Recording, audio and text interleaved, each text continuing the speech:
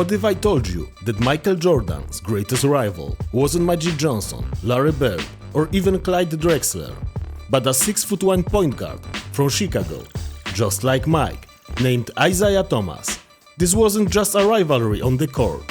It was personal, it was heated, and it lasted for years. Today, we are diving into one of the most intense rivalries in NBA history, Michael Jordan versus Isiah Thomas.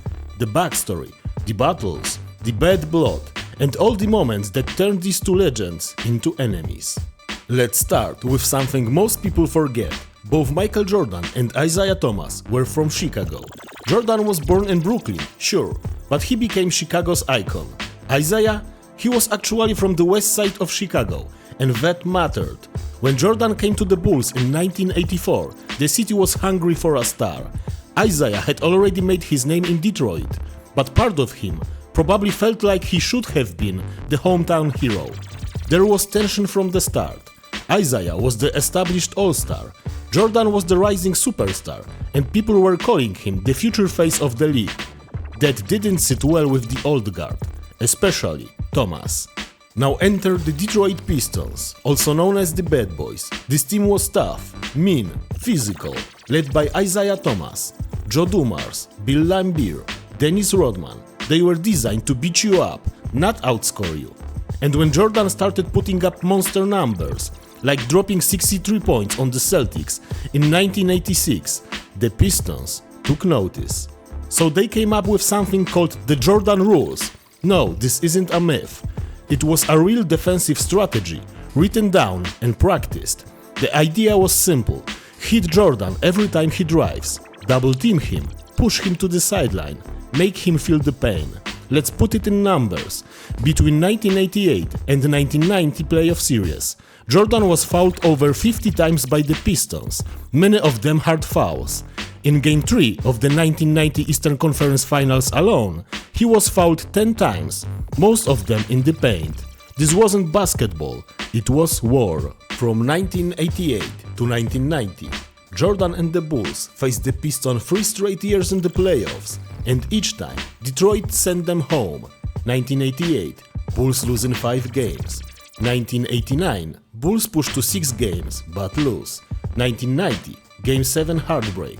Jordan scores 31, but Detroit wins again. It was clear, before Jordan could win a ring, he had to go through Isiah. Jordan later said, "It was like they built this wall, we couldn't get past them, and they loved that." Isiah was the gatekeeper, and he wasn't letting Mike through without a fight. Finally, in 1991, everything changed. The Bulls came back stronger, smarter, and tougher. Jordan was in peak form, Scottie Pippen had leveled up, and the whole team was done with losing. In the Eastern Conference Finals, the Bulls swept the Pistons 4-0. Total domination. And then came the infamous moment. With seconds left in Game 4, and Pistons clearly about to lose, Isiah and several teammates walked off the court without shaking hands. No good game, no respect. To this day, Jordan has never forgotten that. He said, "I felt it was a classless move. That's not how champions go out." Fast forward to 1992, the Dream Team, the greatest basketball team ever assembled. And guess who wasn't on it? Isiah Thomas.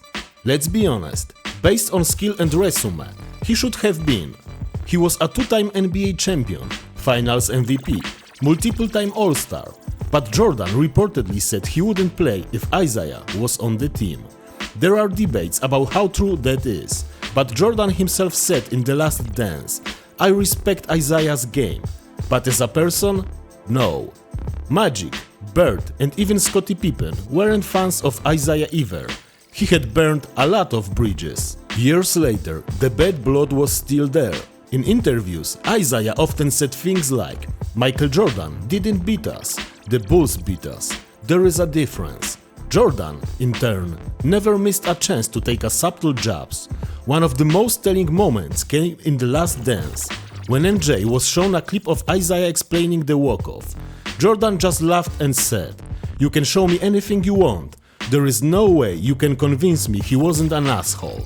That says it all. This rivalry wasn't about points or stats. For Jordan averaged 31.1 points per game against the Pistons in the playoffs. It was about pride, respect, and proving who belonged on top. Isiah Thomas was the one guy Jordan never forgave. And maybe, just maybe, that made him better. Because to become the GOAT, Michael Jordan had to survive the bad boys, he had to outlast the beatings, he had to outwork the hate, and most of all, he had to beat Isiah. And once he did, he never looked back. If you enjoyed this video, please comment, like and subscribe. See you next time, guys.